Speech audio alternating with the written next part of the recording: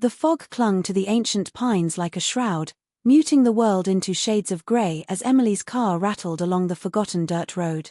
She'd driven for hours from the bustling streets of Charleston, chasing a whisper of a story that had slithered into her inbox like a half-remembered nightmare.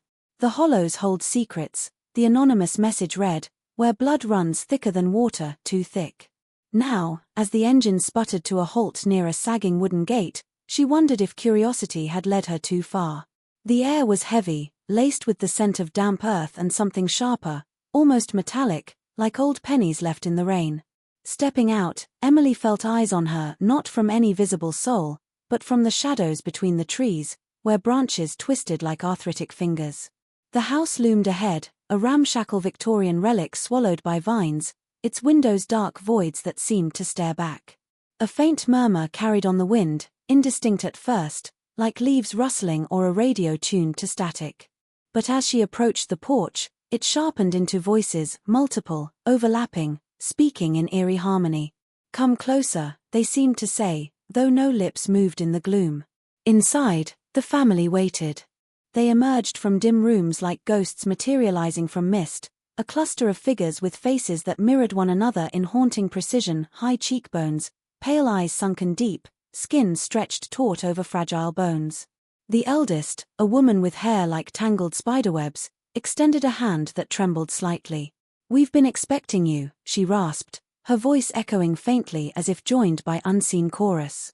Emily's skin prickled. There was something wrong here, a sameness that went beyond family resemblance, as if they'd been carved from the same flawed mold, generation after generation. As night fell, the woods pressed in, alive with those insidious whispers. Emily lay in the guest room, the thin blanket offering no comfort against the chill that seeped from the walls. The voices grew bolder, weaving tales of isolation, of choices made in desperation to keep the bloodline pure, untainted by the outside world. 8 generations, they murmured, bound by DNA so intertwined it was nearly one. What mysteries hid in those identical strands? What horrors had they birthed in the name of legacy?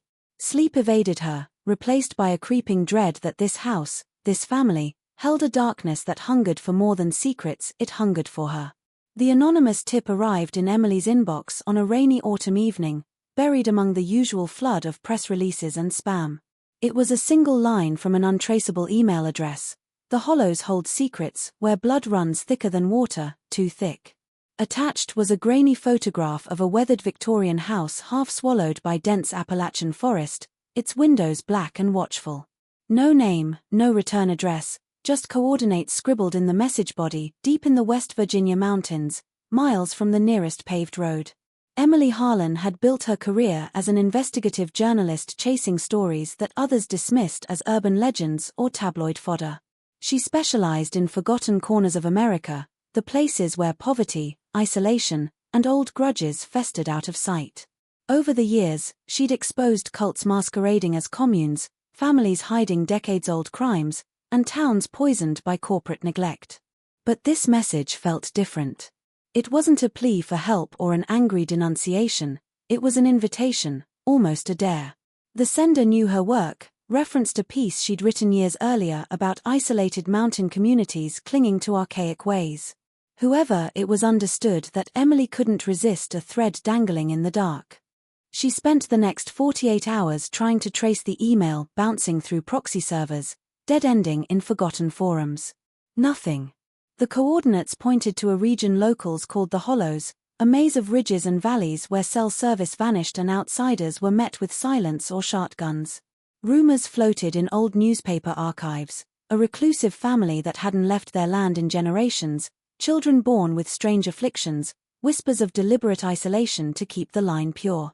No one had documented them properly. Previous journalists had turned back at locked gates or simply disappeared from the story trail. By the third night, Emily couldn't sleep. The photograph haunted her, the house's sagging porch, the way the trees seemed to lean inward as if guarding something.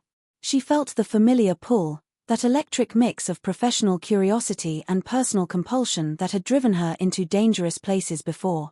This wasn't just a story, it felt personal, as though the sender had chosen her specifically. She packed a bag with recording equipment, a satellite phone, bear spray, and her grandfather's old revolver. Before dawn, she left Charleston behind, driving west into the mountains where the roads narrowed and the fog thickened. The tip promised something extraordinary hidden in plain sight, a family so withdrawn from the world that 8 generations had passed with barely any outside blood. Emily knew the science, how isolation could amplify genetic quirks, how deliberate inbreeding could warp bodies and minds in predictable, horrifying ways. But this felt bigger than biology. The message's phrasing, that blood too thick, suggested something deliberate, ritualistic. As the city lights faded in her rearview mirror, Emily felt the first chill of anticipation mixed with dread.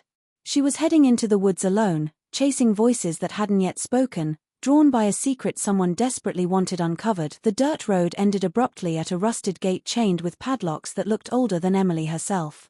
She killed the engine and stepped into air so still it felt pressurized, as though the mountains were holding their breath. Fog drifted in low ribbons between the trunks of towering pines, softening their needles into blurred silhouettes and swallowing sound whole. No birds called, no insects hummed, even the crunch of her boots on gravel seemed muffled, absorbed by the damp earth before it could travel far. She slung her backpack over one shoulder and ducked under the chain, following a faint path that wound deeper into the hollows. The trees grew closer here, their branches interlocking overhead to form a tunnel of shadow broken only by thin shafts of grey light. Moisture beaded on her skin, cold and insistent, carrying the scent of rotting leaves and something faintly mineral, like iron left out in the rain. Every few steps she paused, listening, certain she had heard movement in the underbrush, a snap of twig, a rustle of fern, but when she turned, there was nothing but motionless green and drifting mist. As the path climbed a gentle ridge, the silence grew heavier, almost watchful. Emily felt the prickling awareness of being observed, the kind that raises the fine hairs along the arms. She scanned the tree line, searching for glint of eyes or shift of fabric, but the forest offered only layers of trunk and shadow. Then, faint at first, came the sound that made her freeze mid-step, a whisper, carried on the wind like breath against glass. It was too distant to make out words, yet unmistakably human. Multiple voices layered together, rising and falling in a rhythm that felt less like conversation and more like chant. The whispers grew marginally clearer as she crested the ridge, threading through the fog in overlapping fragments.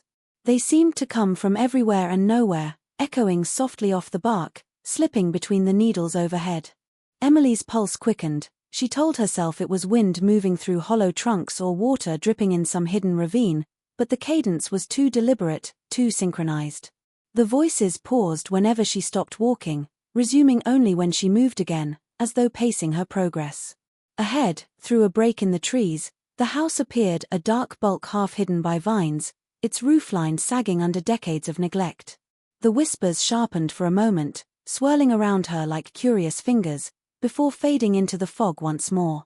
Emily stood at the edge of the clearing, backpack heavy against her spine, realizing that whatever watched from the woods had guided her exactly where it wanted her to go. The porch boards groaned under Emily's weight as she climbed the warped steps, the sound unnaturally loud in the muffled quiet.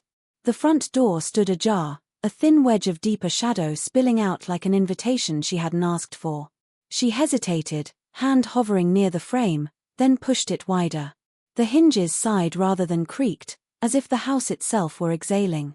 Inside, the air was thick with the smell of wood smoke, damp plaster, and something sweeter, almost cloying, like overripe fruit left too long in a closed jar.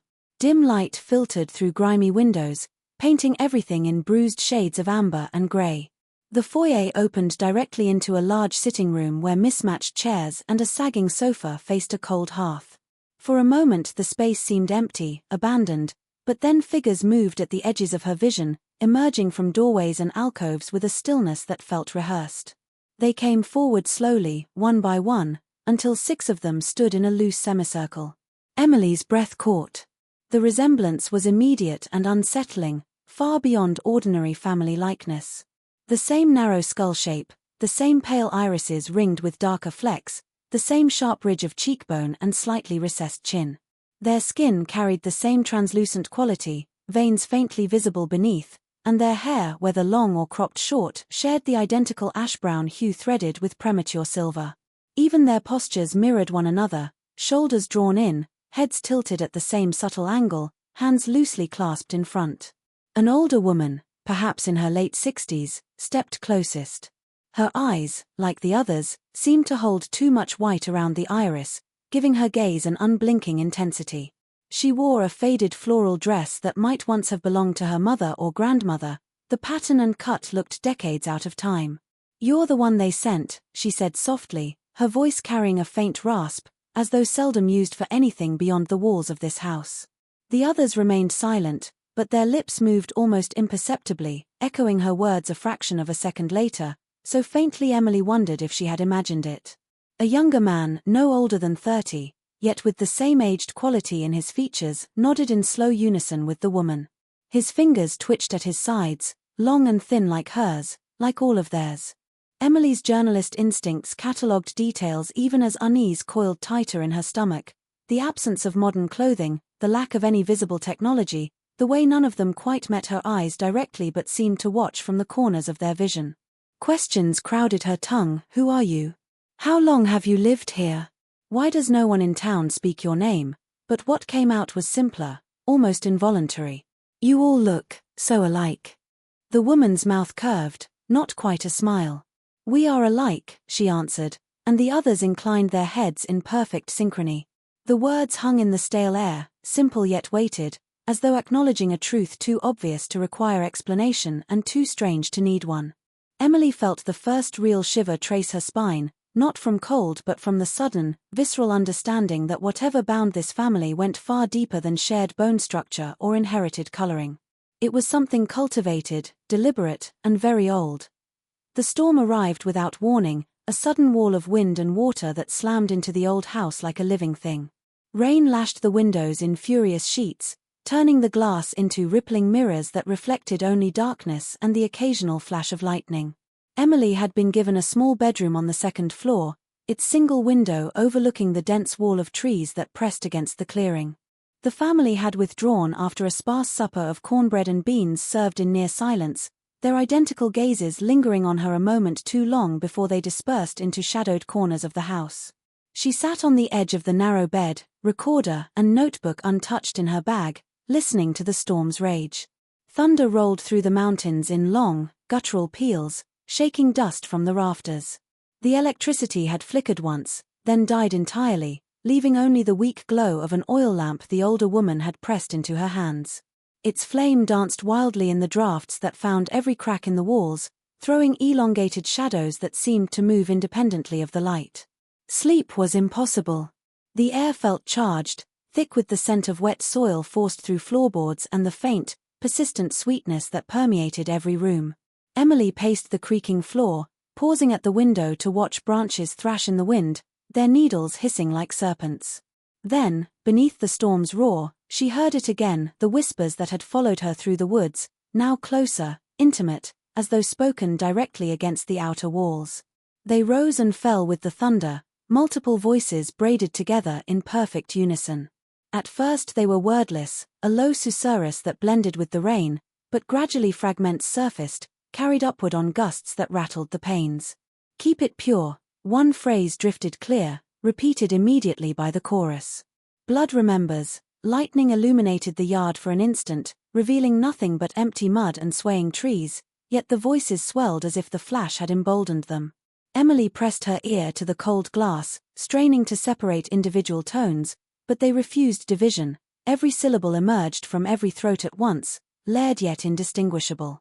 Down the hall, a door opened softly, then closed. Footsteps padded past her room, bare feet on old wood, slow and deliberate, before descending the stairs. The whispers adjusted their rhythm to match the steps, softening when the figure reached the ground floor, then rising again as though resuming a conversation interrupted.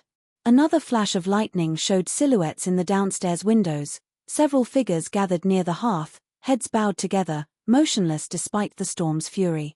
Their mouths moved in synchrony, and the voices outside echoed them exactly, as if the house and the woods spoke with one tongue about ancient, unbreakable bonds forged in isolation and secrecy. Emily's lamp guttered lower, shadows lengthening across the walls until the room seemed to shrink around her. The whispers circled the house now, threading through cracks and chimneys, filling every corner with their patient, insistent murmur of blood ties too deep to sever, too thick to dilute. Morning light filtered weakly through the grimy windows, revealing dust motes drifting like slow ash in the stale air. Emily had barely slept, the storm's echoes and those layered whispers still reverberating behind her eyes. The family moved through the house with quiet purpose, preparing a thin breakfast of weak coffee and yesterday's cornbread. Their movements were eerily coordinated, two reaching for the same chipped mug at the same instant, another pair turning toward the stove in perfect synchrony. She watched them, notebook hidden in her lap, pretending to sip from a cup that tasted of rust and old tin. After the meal, the older woman, whose name, she learned, was Miriam, led Emily to a narrow door beneath the main staircase. The wood was darker than the rest, swollen with damp, its iron latch cold enough to sting bare fingers. Miriam produced a key from the folds of her dress, the metal worn smooth by generations of handling. "We keep what matters down here," she said softly, and the others, lingering in the hallway, inclined their heads as one. The door opened onto stone steps descending into cool darkness, the air below carrying the musty scent of paper and candle wax. The basement stretched farther than the house's footprint suggested, a warren of low-ceilinged rooms lit by a single hanging bulb that swayed gently though no draught stirred. Shelves lined the walls, sagging under the weight of leather-bound ledgers, yellowed photographs in cracked frames, and bundles of letters tied with faded ribbon. Emily's pulse quickened. This was an archive, a deliberate hoard of history no outsider had touched in decades. Miriam moved ahead, fingers trailing dust from the spines as if greeting old friends, finally stopping at a broad oak table where a thick volume lay open beneath the bulb's weak glow. The pages were handwritten in varying inks, some faded to sepia, others sharp black. Family trees sprawled across them, names repeating in tight, deliberate loops, cousins marrying cousins, uncles taking nieces, siblings paired in careful notation. Dates stretched back to the late 1700s, when the first settlers carved this clearing from wilderness and vowed, in cramped script, to preserve the blood undiluted. Marginal notes detailed reasons: to guard against the corruption of outsiders, to maintain the strength of traits deemed sacred, to keep certain gifts, never specified, within the line. Generation after generation obeyed, the branches folding inward until the tree resembled less a spreading oak than a tangled knot. Emily traced the columns with a fingertip, counting the marriages that defied every law of church and state. 8 full generations since the pact began, each entry marked with small symbols, crosses for births, circles for deaths, tiny interlocking rings for unions. The repetition was methodical, almost ritualistic, as though the act of inbreeding itself had become the family's central devotion. Photographs tucked between pages showed faces growing ever more alike, features sharpening into the template she now saw upstairs. The most recent entries were in Miriam's own careful hand, recording births with the same detached precision, noting genetic outcomes like one might track livestock. Miriam watched her read, eyes unblinking, the others gathered silently at the foot of the stairs.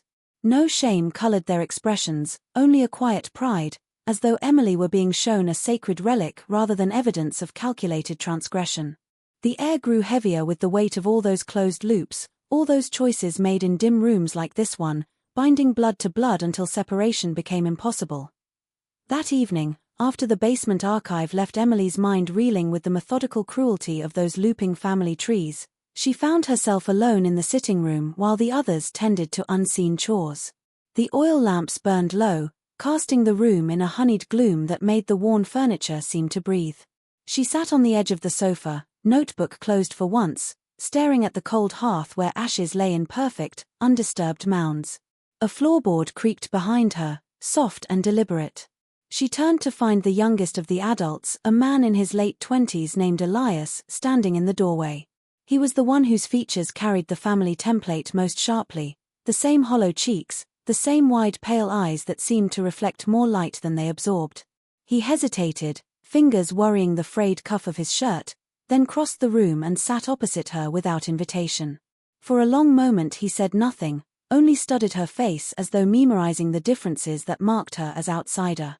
When he finally spoke, his voice was barely above a whisper, pitched low enough that the walls themselves seemed to lean in to listen. "They'll tell you it was for purity," he began, eyes flicking toward the hallway to ensure they were alone. "That we kept the blood clean to hold on to something special. But it isn't clean." He swallowed, throat working visibly. It's heavy. Too heavy. Emily remained still, afraid any movement might startle him into silence. Elias leaned forward, elbows on knees, hands clasped so tightly the knuckles blanched. When I was small, I started hearing them, the old ones. First it was just dreams, voices telling me what to do, where to walk in the woods, which berries were safe. Then I'd wake and the words would still be there, faint, like echoes in my skull. Ma said it was a gift, that the ancestors stayed close because our blood was so near the same.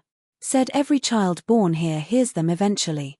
His gaze drifted to the window where night pressed black against the glass. But they don't just guide. They argue. They remember things we never lived, feuds from 200 years back, betrayals, hungers. Sometimes they speak all at once, overlapping until I can't tell whose thought is mine. He touched his temple with trembling fingers. The closer the blood, the louder they get. Miriam hears them clearest. Says it's because she's the purest yet. 8 generations folded back into itself, and now we're almost one mind wearing different skins. A faint sound drifted from upstairs, multiple footsteps moving in unison, soft as falling ash. Elias tensed but didn't stop. Some nights they wake us all together, make us walk the house saying things we don't understand. Words in old tongues, promises made before any of us were born. It's not a gift. It's a cage. His eyes met hers at last, pleading and exhausted in equal measure. You're here because someone wants the cage opened. But once it's open, the voices won't stay inside these walls. The footsteps overhead paused, as though listening, and Elias fell silent, the confession hanging between them like a thread stretched to breaking. Exhaustion finally pulled Emily under sometime after midnight. The oil lamp burned down to a sputtering wick that painted the room in flickering amber before guttering out entirely. Darkness folded over her like wet wool, thick and absolute, broken only by the occasional moan of wind through the eaves. She drifted into sleep still hearing Elias's whispered warning, the words threading through her thoughts like smoke. The dream began without transition.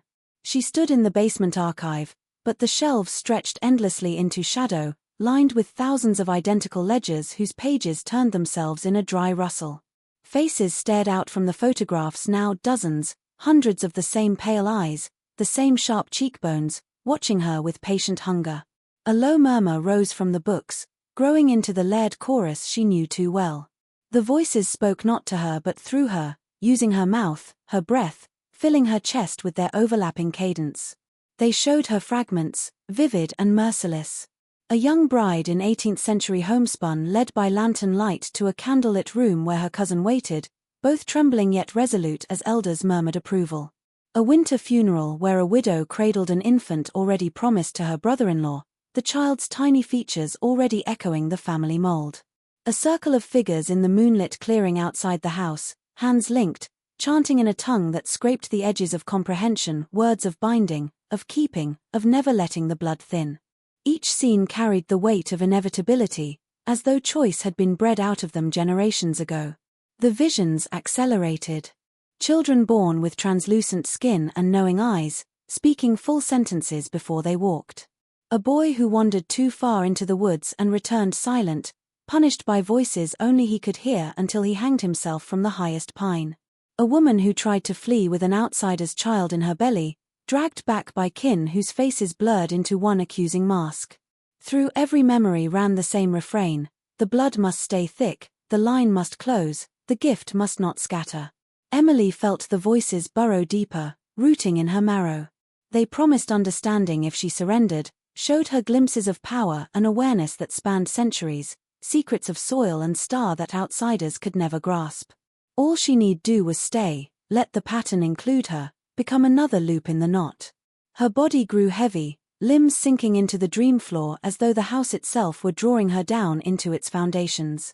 The chorus swelled to a single, harmonious note that vibrated in her teeth and bones. In that note she saw the twisted beauty they cherished, a family so intertwined that individuality dissolved, minds braided until thought itself became communal, eternal. The temptation was exquisite, a drowning warmth that asked only for consent. Emily's dream self opened her mouth to yield, to join the endless murmur, when a sharper voice, her own, distant and frantic, cut through the harmony like a blade. The visions fractured, faces dissolving into swirling dust, and the chorus recoiled with a sound like tearing fabric. She jolted awake gasping, sheets tangled and damp with sweat, the room still black but now filled with the faint, lingering echo of ancestral disappointment. The next afternoon, while the family gathered upstairs for their silent midday meal, Emily slipped back into the basement alone. The bulb still swayed faintly overhead, though no breeze stirred the air, and the archive's musty breath felt colder than before. She moved past the ledgers to a narrow door she hadn't noticed yesterday, half concealed behind a stack of crumbling trunks, its frame painted the same dark green as the walls, blending seamlessly until touched. The handle turned with surprising ease, revealing a steep wooden staircase descending farther than the house's foundation should allow. A single bare bulb illuminated the space below, a small, windowless room with concrete walls sweating slow beads of moisture. In the center stood a sturdy workbench cluttered with glass vials, yellowed notebooks, and an ancient centrifuge that looked scavenged from a 1950s medical surplus catalogue. Dust lay thick on everything except a narrow path across the floor and the surface of a metal filing cabinet in the corner. Emily's heart hammered as she approached the cabinet. The top drawer slid open with a metallic rasp that echoed too loudly in the confined space. Inside were folders labeled in meticulous block letters: Bloodlines 1920 to 1950, Phenotypic Traits, DNA Analysis 2008 Air Present. The most recent folder was thinner than the others, its contents crisp and modern, printouts on glossy paper bearing the logo of a private genetics laboratory in Charleston. She spread the pages beneath the bulb.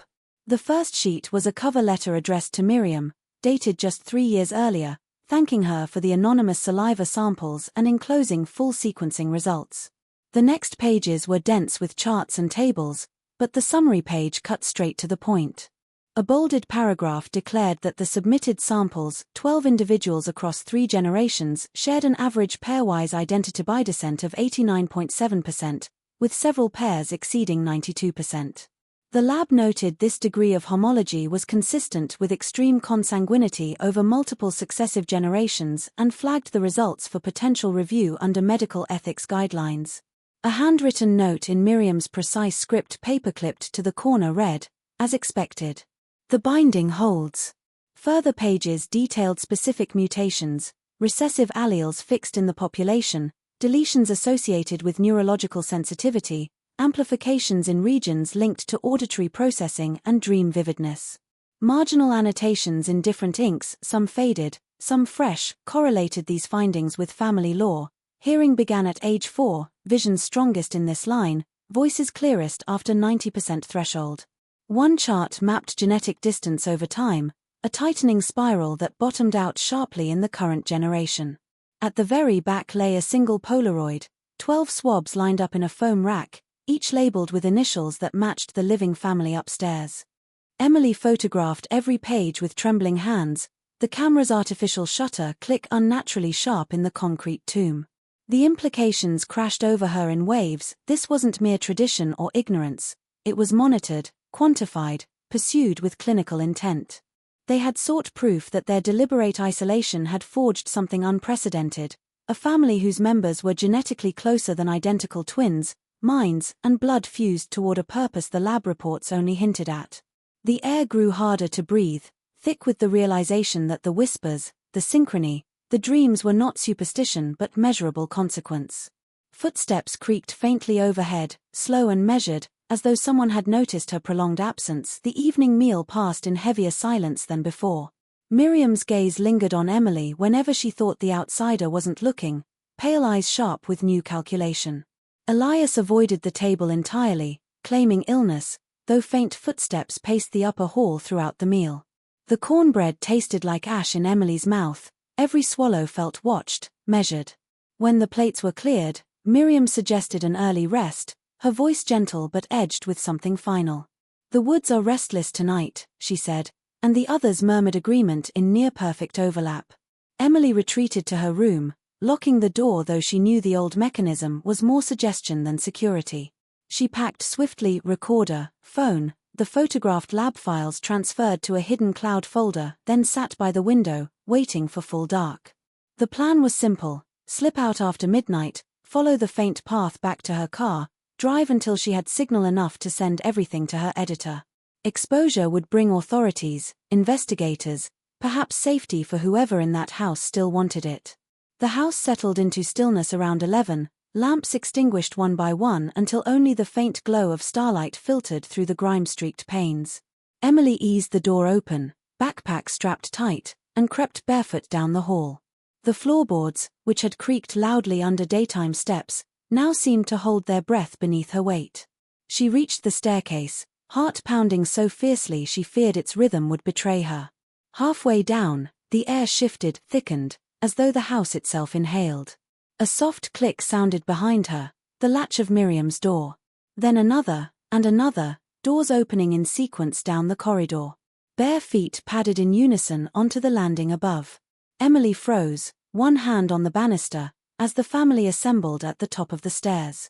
Moonlight spilled through a high window, illuminating their identical silhouettes, heads tilted at the same angle, arms hanging loose, faces serene yet utterly devoid of mercy. Miriam spoke first, voice soft and multiplied by the chorus behind her. "You weren't meant to find the lower room." The others echoed the words a heartbeat later, the overlap creating a hollow resonance that vibrated in Emily's ribs. Elias stood among them, eyes downcast, lips moving silently in apology or resignation. No one raised their voice, no one needed to. The synchrony itself was threat enough. Emily bolted the rest of the way down, sprinting across the sitting room toward the front door. Her hand closed on the knob just as every interior door in the house slammed shut simultaneously, the bangs merging into one thunderous clap. The knob refused to turn, locked from the outside now, or perhaps never meant to open again. She whirled toward the back exit, but shadows already filled the kitchen doorway, figures advancing with unhurried grace. The whispers erupted then, not faint anymore, but a roaring confluence inside her skull, ancestral voices braided with the living ones, commanding return, submission, inclusion. Emily stumbled through the parlor, overturning a chair to slow pursuit, and crashed into the basement door. It yielded beneath her shoulder, slamming behind her as she tumbled down the stone steps into the archive's chill embrace. She scrambled to her feet, slamming the inner bolt, knowing it bought seconds at best.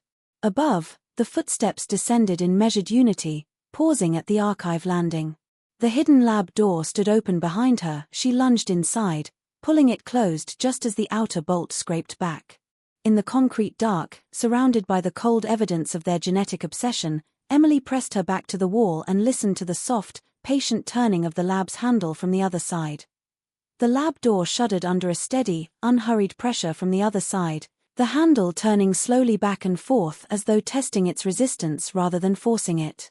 Emily backed away until the cold concrete wall met her shoulders, the faint glow from the single bulb overhead flickering with every impact.